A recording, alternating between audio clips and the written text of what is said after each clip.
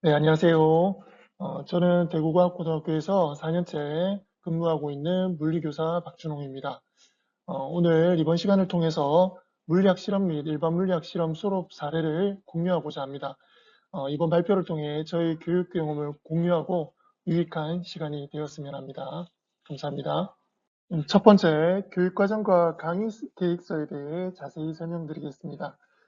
물리학 실험과 일반 물리학 실험은 모두 역학, 전자기학, 현대물리, 파동과 광학 등 다양한 주제를 포함하고 있습니다. 두 과목의 가장 큰 차이점은 난이도라고 생각됩니다. 물리학 실험은 기본 개념을 중심으로 진행되며 일반 물리학 실험은 조금 심화된 내용과 복잡한 실험을 다루고 있습니다. 저는 대구과학고등학교에서 일반 물리학 실험을 3년째 가르치고 있습니다. 이 과목은 학생들에게 물리학의 기본 개념을 실험을 통해 체험하게 하였으며 이론과 실제를 연결하는 중요한 역할을 하고 있습니다. 두 번째, 이 파트에서 수업 과정과 교수법에 대해서도 설명드리겠습니다. 저는 실험 수업이 학생들에게 실질적인 도움이 되도록 다양한 교수법을 활용합니다. 예를 들어 학생들이 실험을 설계하고 결과를 분석하는 과정을 통해 과학적 사고력을 기를 수 있다고 생각됩니다. 두 번째, 평가 계획서와 평가 문항에 대해서도 자세히 설명드리겠습니다. 학생들의 학습 성과를 정확하게 평가하기 위해 다양한 평가 방법을 사용하고 있습니다. 평가 계획서는 수업 시간 전에 학생들에게 명확하게 전달되며 평가 문항은 학생들이 배운 내용을 실제로 적용할 수 있는 문제들로 구성됩니다. 이를 통해 학생들이 자신의 이해도를 스스로 점검하고 부족한 부분을 보완할 수 있도록 돕습니다. 마지막으로 세 번째, 수업 구성, 교수법, 수업 내용을 소개하겠습니다. 특히 일반 물리학 실험에서 효과적으로 활용할 수 있는 실험들을 소개하면서 나중에 물리학 실험에서도 부담 없이 적용할 수 있는 실험들에 대해 설명드리겠습니다. 자, 첫 번째 교육과정입니다.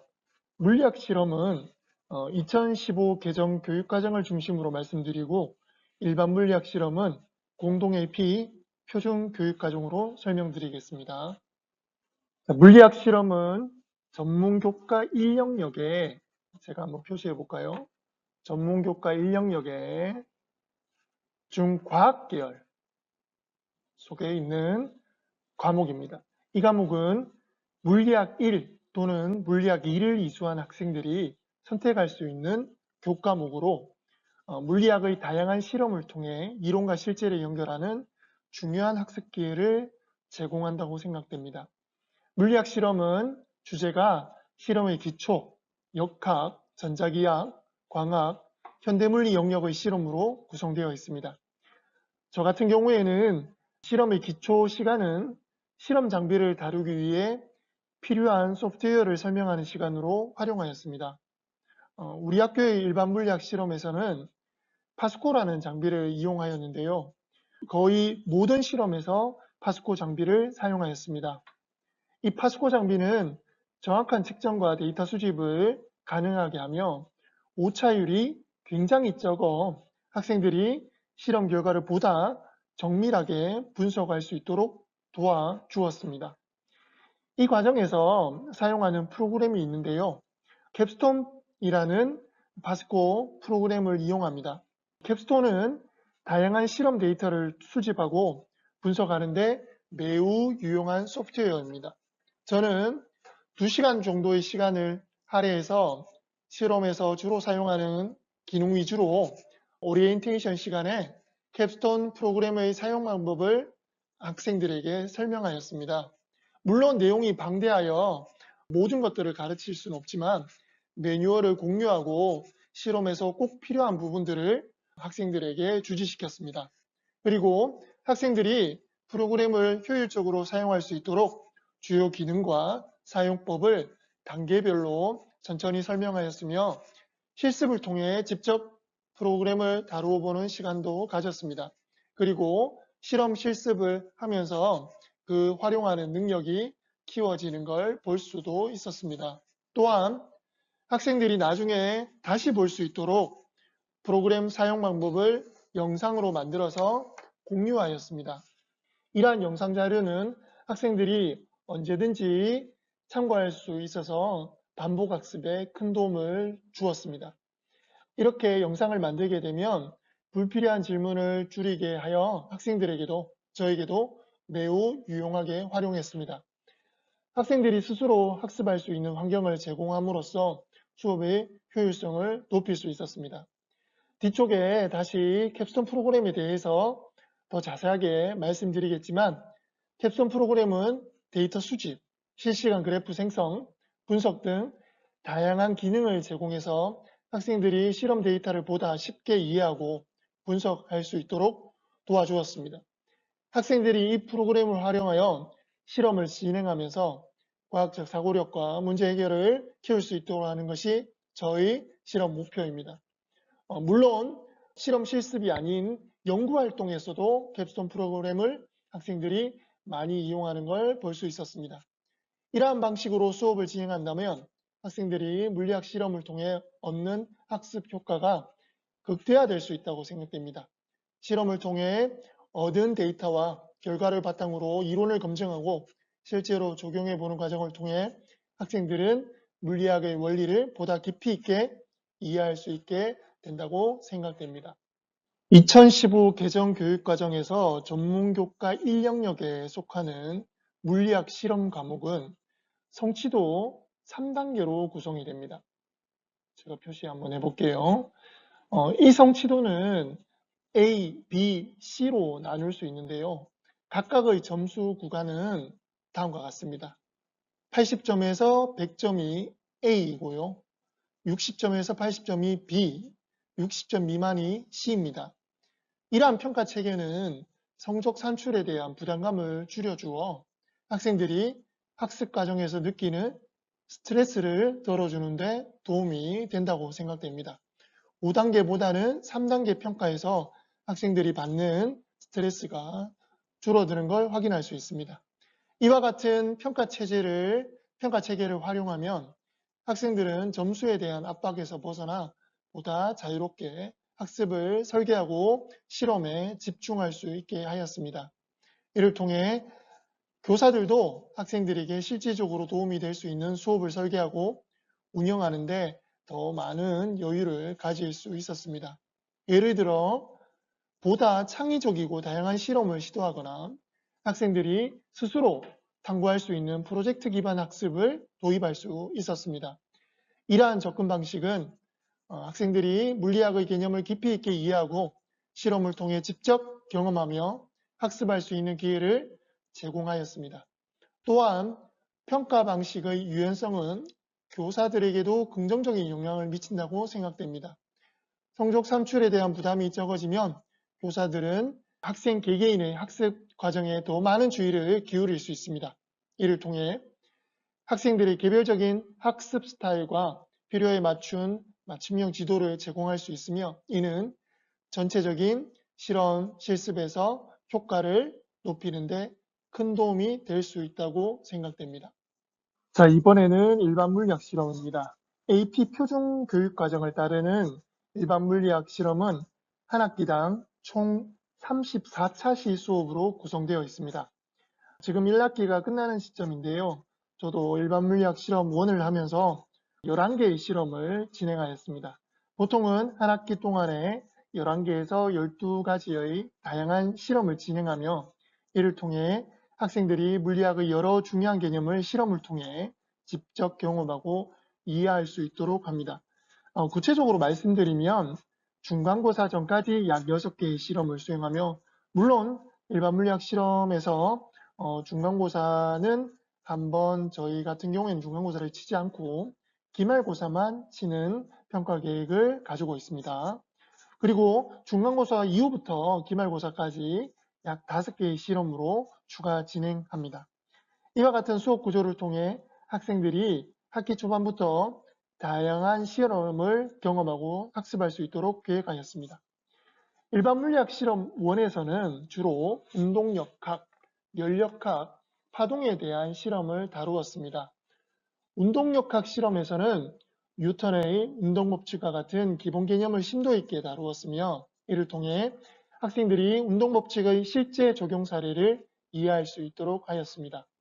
열역학 실험에서는 열에너지와 열역학 법칙의 기본 원리를 이해하고 응용하는 방법을 배웁니다. 또한 파동 실험에서는 파동의 성질과 간섭, 굴절, 정상파 등을 실험적으로 탐구하여 파동의 기본 특성을 이해할 수 있도록 하였습니다. 일반 물리학 실험 2에서는 전자기학, 현대물리, 광학 실험을 주제로 진행됩니다. 전자기학 실험에서는 전기와 자기의 기본 개념을 탐구하고 이를 통해 전자기 유도와 같은 중요한 현상을 이해합니다. 현대물리 실험에서는 비전화 측정, 밀리컨의 기름방울 실험을 통해 학생들이 현대물리학의 중요한 원리를 체득할 수 있도록 합니다. 광학 실험에서는 빛의 성질, 반사, 굴절, 회절 등을 다루며 이를 통해 광학의 기본 개념을 실험적으로 탐구합니다. 저는 수업을 구성하고 진행할 때 되도록이면 LP센터에서 권장하는 실험을 위주로 세팅하였습니다. 이러한 실험들이 학생들의 학문적 호기심을 자극하고 실제 과학적 탐구 과정을 체험할 수 있도록 하는 좋은 기회가 된다고 생각됩니다. 또한 리스트에 나와 있지 않은 실험의 경우라도 실험의 내용과 교과의 특성이 적절히 조화되는 내용의 실험도 가능하다고 명시되어 있습니다. 저는 이러한 유연성을 활용하여 과제평가로 사용하고 있습니다. 일반 물리학 실험 2에서 학생들이 스스로 실험을 설계하고 구성하여 실험 매뉴얼을 제정하는 것을 과제로 평가하고 있습니다. 일반 물리학의 성취 기준은 다음과 같습니다. 제가 지금 빨간색 네모로 표시된 부분은 물리학 실험에서도 다룰 수 있는 주제들을 한번 표시해 보았습니다. 일반 물리학 실험 주제와 물리학 실험의 주제는 거의 일치합니다. 물론 두 수업 간의 난이도의 차이는 존재하지만 실험 주제는 많은 부분에서 유사성을 보입니다. 이러한 유사성 덕분에 일부 실험은 두 수업에서 모두 활용할 수 있습니다. 아까 네모 박스로 표시해 두었다고 했죠. 이 실험들은 캡스톤 프로그램을 활용하지 않아도 실험이 가능한 것들입니다. 특히 이 실험들은 필요한 장비만 갖추고 있다면 프로그램에 대한 지식이 없어도 쉽게 수행할 수 있습니다. 이는 학생들이 실험 도구를 직접 다루며 경험을 쌓을 수 있는 좋은 기회를 가질 수 있습니다. 또한 복잡한 소프트웨어 사용법을 배우지 않아도 되기 때문에 실험에 대한 접근성이 높다고 생각됩니다. 따라서 장비만 준비된다면 이러한 실험들은 물리학 실험과 일반 물리학 실험 모두에서 유용하게 활용될 수 있습니다. 학생들이 실험을 통해 얻은 경험은 단순히 이론을 배우는 것보다 훨씬 더 깊은 이해를 제공한다고 생각되며 이는 학습의 질을 높여준다고 생각이 됩니다. 강의 계획서를 설명드리도록 하겠습니다. 강의 진행 방법은 11개에서 12개의 주제를 다루는 실험으로 구성되며 일주일에 2시간씩 운영됩니다. 각 2시간에서는 하나의 실험이 진행된다고 생각하면 되는데요.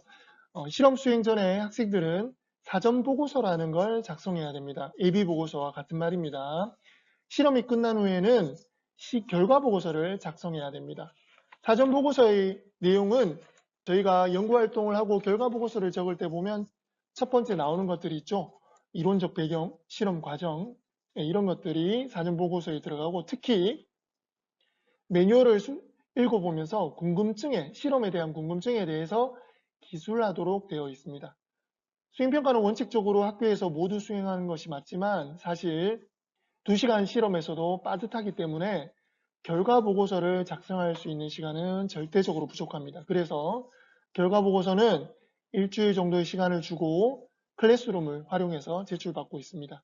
이를 통해 학생들이 충분한 시간을 가지고 보고서를 작성할 수 있도록 하였으며 학생들의 학습 부담을 줄여주고자 일주일의 시간을 주었습니다. 또한 학생들에게 결과보고서 작성 시 비윤리적인 문제가 발생할 경우에 미제출로 감주한다고 교육도 실시했습니다. 이는 학생들이 윤리적인 올바른 태도를 학습할 수 있도록 하기 위한 조치였습니다. 또한 이와 같은 방식으로 수업을 진행함으로써 학생들은 실험 과정에서 얻은 데이터를 분석하고 이를 보고서로 정리하는 능력을 길렀습니다. 또한 사전 보고서를 작성함으로써 실험에 대한 이론적 배경을 미리 공부하고 실험 과정에 대해 철저히 준비할 수 있도록 하였습니다. 또한 결과 보고서는 실험 후의 분석과 성찰을 통해 학생들이 배운 내용을 정리하고 실험에 대한 이해도를 높이는데 큰 도움을 주었다고 생각됩니다. 평가 계획서에 대해서 설명드리겠습니다. 일반 물리학 실험은 지필평가 10%, 과정중심 수행평가 90%로 구성되어 있습니다. 과정중심 수행평가 중 물리실험 수행 및 보고서는 70%, 데이터 처리 프로그램 활용은 20%입니다. 이때 물리실험 수행은 과정평가이며 보고서는 사전보고서와 결과보고서 평가입니다. 데이터 처리 프로그램 활용은 캡스톤 프로그램의 활용 능력을 확인하는 평가입니다. 지필평가의 비중이 낮은 이유는 과목 특성상 실험 과정과 보고서 평가가 중요하다고 판단하였습니다. 2년 전에 일반 물리학 실험 수업에서는 지필평가 비율이 20%였습니다. 이때 몇몇 학생들이 성실하게 참여하지 않았으나 지필평가를 잘 칠 경우에는 좋은 점수를 받아가는 경우가 있어 지필평가의 비중을 줄였습니다. 그리하여 수업에 대한 참여도가 높아지고 긍정적인 효과를 확인할 수 있었습니다. 지필평가에서는 단답형 80%, 서술형 20%로 구성하였습니다.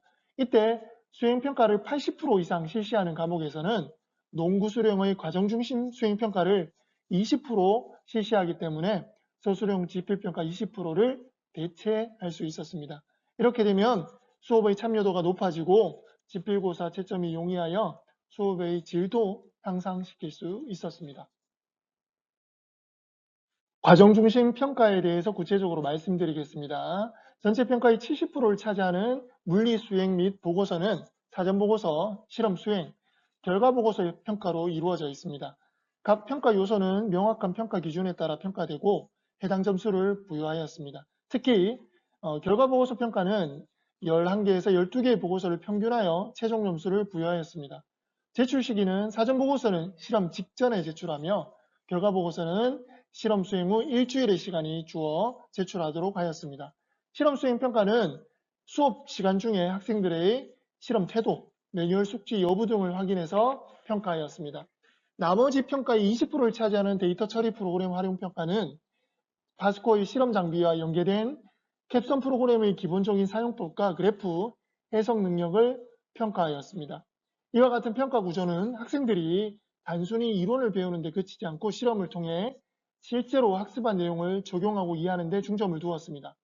사전보고서를 통해 학생들은 실험의 이론적 배경을 미리 공부하고 준비할 수 있으며 실험 수행 중에서 실제 실험 기술과 태도를 평가받습니다. 결과보고서는 실험 결과를 체계적으로 정리하고 분석하는 능력을 평가하며 학생들이 실험 과정에서 배운 내용을 효과적으로 정리할 수 있도록 도왔습니다.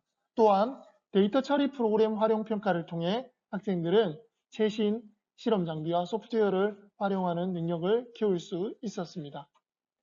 학생들에게 과정 중심 평가에 대한 오리엔테이션 시간을 이용하여 다음과 같이 설명합니다.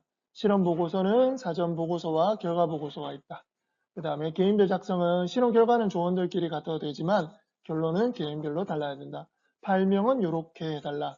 그 다음에 결과 보고서 분량은 너무 부담 가지지 말고 4쪽 이내에 결과 정리를 하고 결론만 작성하면 된다. 단 사전 보고서에서 적었던 궁금증에 대한 해결 사항을 반드시 포함해야 된다. 이런 내용으로 오리엔테이션으로 설명하였습니다. 이 화면은 데이터 처리 프로그램 활용 평가에 대한 예시 파일입니다. 학생들이 주어진 상황에 맞게 프로그램을 구성해 1시간 안에 제출해야 됩니다. 오리엔테이션은 시간에 이미 다뤄본 내용을 기반으로 이루어지는데 데이터를 처리하고 분석하는 능력을 평가하는 시험입니다. 평가는 학생들이 파스코 실험 장비와 캡스톤 프로그램을 얼마나 효과적으로 다루는지에 대한 능력을 평가하고 있습니다.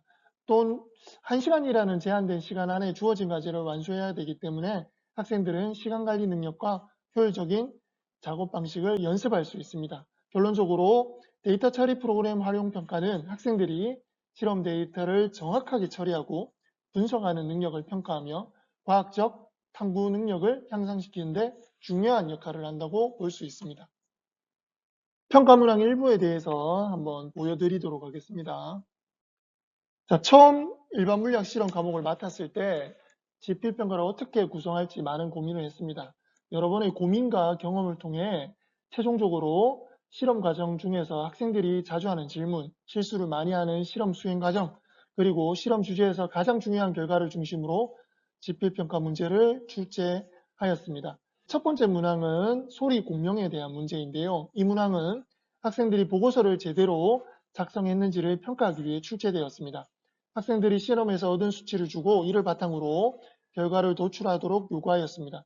이를 통해 학생들이 실험 과정에서 얻은 데이터를 정확히 이해하고 분석하는 능력을 평가하고자 하였습니다. 두 번째 평가 문항 예시인데요. 이 문제는 실험 내용을 중심으로 출제하기 어려우시다면 물리학 개념만 알면 풀 수 있는 문제도 상관없을 것 같습니다. 이 접근 방식은 실험 자체에 대한 이해가 부족한 학생들도 물리학의 기본 개념을 통해 문제를 해결할 수 있는 기회를 제공해 줄 수 있다고 생각됩니다. 실질적인 수업 구성, 교수법, 수업 내용을 설명드리겠습니다. 일반 물리학 실험 첫 시간에는 파스코 인터페이스와 데이터 처리 프로그램인 캡스톤에 대한 강의를 진행했고요. 조를 편성했습니다. 이후에 조별로 매주 다른 실험을 진행하도록 하였습니다. 실험은 파트 1과 파트 2로 나누어서 각 파트에서 5개에서 6개의 실험을 수행하였습니다. 절반의 실험을 끝내면 다시 실험을 세팅하고 조를 새롭게 편성해서 불만이 없도록 하였고요. 이렇게 구성된 수업 방식은 학생들이 다양한 실험을 경험하고 여러 조원들과 협력하여 실험할 수 있도록 기회를 제공하였습니다. 자, 실질적인 실험들에 대해서 한번 말씀드리겠습니다. 첫 번째 포물선 운동 실험인데요. 요거는 캡스톤 프로그램이 필요한 실험입니다. 구슬의 초기 속력에 따른 비행 시간과 발사각에 따른 포사체의 수평 도달 거리를 측정해서 물체의 2차원 운동을 분석합니다. 실험의 내용 수준은 비교적 높지 않지만 실험 장치 구성을 위해서는 약간의 도움이 필요합니다. 학생들은 캡스톤 프로그램을 사용해서 실험 결과를 정리하고 분석해야 합니다. 이 실험은 포물선 운동의 기본 개념을 이해하고 2차원 운동의 다양한 운동 요소를 분석할 수 있도록 돕습니다. 물론 실험이 어렵지는 않지만 캡스톤 프로그램을 활용해서 데이터를 시각화하고 해석함으로써 학생들은 실험 결과를 보다 명확하게 이해할 수 있도록 하는 실험입니다. 도래를 활용한 뉴턴 제2법칙 실험입니다. 질량, 가속도 그리고 합력 사이의 관계를 알아보는 실험인데요. 도르래의 마찰과 질량은 매우 작다는 가정하에 포토게이트와 도르래를 결합해서 질량체의 속도를 측정합니다. 이 실험을 통해서 뉴턴의 이 법칙을 확인할 수 있는 실험인데요. 난이도는 높지는 않지만 캡스톤 프로그램을 활용해야 됩니다. 구심력을 측정하는 실험입니다. 힘 센서와 포토게이트를 사용해서 등속 원운동하는 물체의 구심력과 질량, 속력, 반지름 사이의 관계를 발견하게 됩니다. 실험의 목적은 물체의 질량, 속력, 반지름을 변화시키면서 구심력이 어떻게 바뀌는지 알아보는 실험입니다. 학생들은 실험 과정에서 질량, 속력, 반지름을 변화시키면서 구심력의 변화를 관찰합니다. 이를 통해서 구심력이 질량, 속력, 반지름과 어떤 관계가 있는지 정량적으로 분석할 수 있도록 도와줍니다. 학생들이 가장 즐겁게 참여하는 실험 중의 하나인 역학적 에너지 보존 실험입니다. 이 실험에서는 수레가 일정한 높이에서 출발해 다양한 형태의 트랙을 따라 움직이게 됩니다. 포토게이트를 사용해서 트랙의 여러 지점에서 수레의 속도를 측정할 수 있습니다. 학생들은 측정된 높이에서부터 위치 에너지를 계산하고 속도를 이용하여 운동 에너지를 구합니다. 그리고 트랙의 두 지점에서의 총 에너지를 계산해서 비교하는 실험입니다. 수면파 실험 장치입니다. 수면파 실험 장치를 이용해서 파동에 관련된 반사, 굴절, 회절, 간섭을 실험적으로 확인할 수 있으며 파동의 속도를 측정할 수 있는 실험입니다. 정상파 실험 장치입니다. 길이와 선밀도가 구성된 현의 진동에서 정상파를 형성하기 위하여 필요한 장력의 크기를 확인하는 실험입니다. 파장이 일정할 때 진동수와 주로의 관계를 확인하며 진동수를 고정했을 때 파장과 주로의 장력 사이의 관계를 알아보는 실험입니다. 이 실험은 캡스톤 프로그램을 쓰지 않고 실험을 할 수 있습니다. 이상기체 법칙 관련된 실험입니다. 기체의 온도, 부피, 압력을 동시에 측정하여 이들이 이상기체 법칙을 따르는 것을 확인합니다. 또한 일정 온도 또는 일정 부피의 특수한 상황에서의 기체 법칙을 설명하고 절대 용도를 찾아보는 실험입니다. 금속의 선팽창 개수를 측정하는 실험입니다. 서미스터의 저항값을 이용하여 온도를 측정하고 디지털 게이지를 이용하여 늘어난 길이를 측정하여 금속의 선팽창 계수를 계산합니다. 전도생 펜과 종이를 이용하여 등전위선을 찾는 실험입니다. 학생들이 멀티미터기를 활용하여 전위를 확인하고 등전위선을 그리고 전화 주위의 전기장을 스케치하는 실험입니다. 난이도는 높지 않으나 시간이 많이 걸리는 실험입니다. 간단한 실험 도구로 전기 용량과 측정기의 전기 용량과 측정기의 연결을 할 수 있는 실험입니다. 알루미늄을 이용하여 극판을 만들고 알루미늄으로 만든 평행판 측정기에서의 극판 면적, 극판 사이의 거리, 유전체의 유무에 따른 전기 용량과의 관계를 도출하는 실험입니다. 패러데이 법칙 관련된 실험인데요. 코일에 감긴 진자를 이용해 강한 자석을 지나가게 하여 코일에 자기장이 유도되는 실험입니다. 렌츠의 법칙을 사용하여 코일이 자기장에 들어가고 자기장으로부터 나옴에 따라 유도된 전압의 방향을 분석할 수 있습니다. 거울과 렌즈 실험입니다. 볼록렌즈, 오목렌즈, 오목거울, 볼록거울에 의한 상을 찾고 복합렌즈 및 거울을 조합해서 허상이 나오는 오목렌즈와 볼록거울의 초점거리를 분석하는 실험입니다. 마지막으로 현대물리 실험인데요. 이 장비를 이용해서 전자의 전하량과 질량 사이의 비율, 즉 비전하 측정을 간단하게 할 수 있습니다. 또한 튜브를 회전시킴으로써 움직이는 하전 입자에 작용하는 자기력의 벡터 성질을 연구할 수도 있습니다. 예를 들면 작은 연구 자석을 이용하여 전자비움에 미치는 자기장의 효과를 연구할 수 있습니다. 네, 이때까지 물리학 실험 및 일반 물리학 실험 수업 사례를 소개하였습니다. 많은 도움이 되었으면 합니다. 감사합니다.